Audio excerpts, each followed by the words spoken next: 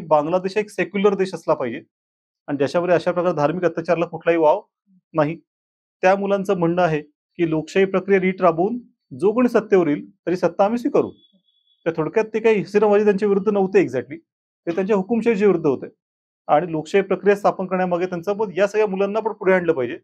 आणि त्यांच्यापर्यंत सत्ता पोहोचली आणि ते सत्तेवर आले. जसं आपण श्रीलंकेत काय झालं, की पूर्ण श्रीलंकेला सपोर्ट केला आणि त्यानंतर इलेक्शन झाले आणि त्यातनं एकेकाळी ज्याने सरकारविरुद्ध बंड केलं होतं, क्रांती केली होती, प्रयत्न केला होता, अनुराग दिसान नाईक तो आता अध्यक्ष म्हणून निवडून आलाय. हीच एक इंटरेस्टिंग गोष्ट आहे. लोकशाहीमध्ये निवडून आला तरुण आहे तो. तरुण आहे अगदी म्हणजे.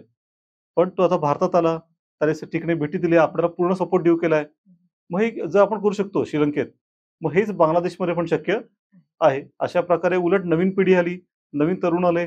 बरं त्यांच्या विचारानं जाऊ देत ते. त्यांच्या मागे आपण उभं राहिलो चांगलं, तर त्यातनं बांगलादेशचा तर फायदा होईलच. तो स्थिर होईल आणि त्याचा लाँग टर्ममध्ये भारतालाही फायदा होईल.